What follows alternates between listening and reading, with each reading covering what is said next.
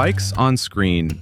Not always done right, but when they get it right, they really get it. Today, I'm giving you the best cycling films you need to watch. Some classics, some hidden gems, and one that'll make you question everything you thought you knew about professional cycling. Cycling films have this weird power. They remind you why you started. They show you something true about the bike, about effort, obsession, freedom, pain. Good ones feel like someone's been watching you ride and put it on screen.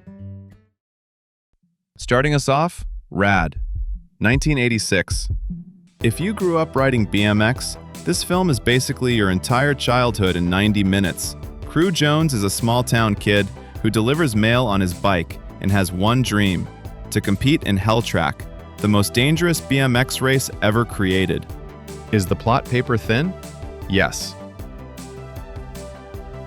Is the BMX riding genuinely incredible for its time? Absolutely. There's a scene where Crew does a freestyle routine at prom, on a BMX, to a power ballad. It should be terrible. It's magnificent.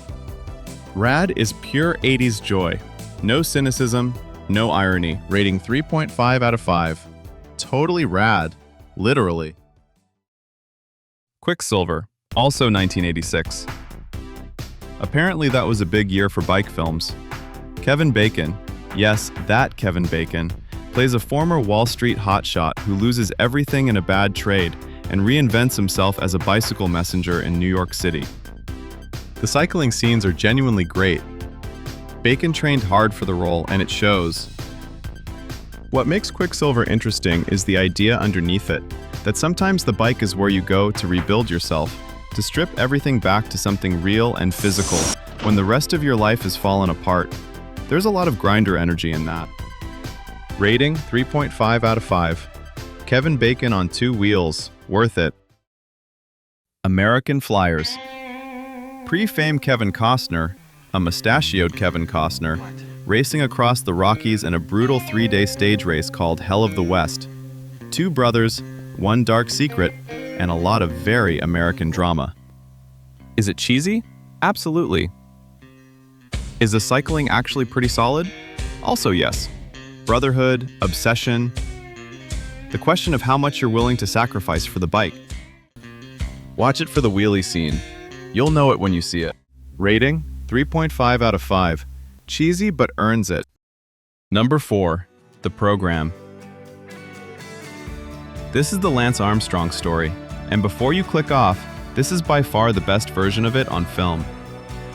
Directed by Stephen Frears, who knows how to take a complicated man and put him on screen without letting him off the hook. Ben Foster plays Armstrong, and he's terrifying. Not in a villain way, in a true believer way. You watch someone convince himself that what he's doing isn't cheating, it's just leveling the playing field, that everyone's doing it, that the wins are still real. What the program gets right is the machine behind the myth, the team, the pressure, the era. It shows you how an entire sport was corrupted, and how one person sat at the center of it and kept pedaling. It starts like a fairy tale and ends like a Shakespearean tragedy, which, honestly, it is. Rating 4 out of 5. Dark, sharp, essential viewing. Number 3, Premium Rush. This is the fun one. Joseph Gordon-Levitt as a New York City bike messenger with no brakes. Literally, fixed gear, no brakes, being chased across Manhattan by a corrupt cop over a package he's been hired to deliver. It is absolutely ridiculous. It is completely brilliant. The cycling is genuinely impressive. Gordon-Levitt did most of his own riding and actually crashed badly during filming. The city becomes a course. Every intersection is a puzzle. There's this recurring bit where he visualizes 3 different lines through traffic and picks the one that doesn't kill him. Sound familiar? That's literally what we do on the trail. Reading terrain at speed, committing to a line, zero hesitation. Premium Rush gets that feeling right. The joy of moving fast through chaos and making it look effortless. Rating 4 out of 5. Put it on, hold on. Number 2, The Flying Scotsman. And this one hits different if you're the kind of rider who refuses to let the odds decide what's possible. It's the true story of Graham O'Brien, a Scottish cyclist who broke the world hour record on a bike he built himself from washing machine parts. He was broke, he was struggling with serious mental health issues, and the cycling establishment kept changing the rules specifically to shut him out. He kept going anyway. This is the grinder energy in a film. Not glamorous, not backed by a team or a budget, just one person, an idea, and the absolute refusal to accept that it's impossible. Johnny Lee Miller plays Aubrey and absolutely nails it. Rating, 4.5 over 5. Built from spare parts, just like the best rides. And number 1, and honestly it wasn't even close, Breaking Away. 1979. It won the Academy Award for Best Original Screenplay, and it deserved it. Dave Stoller is a working-class kid from Indiana who's completely obsessed with Italian professional cycling. He trains alone, he shaves his legs, he pretends to be Italian. His dad thinks he's lost it.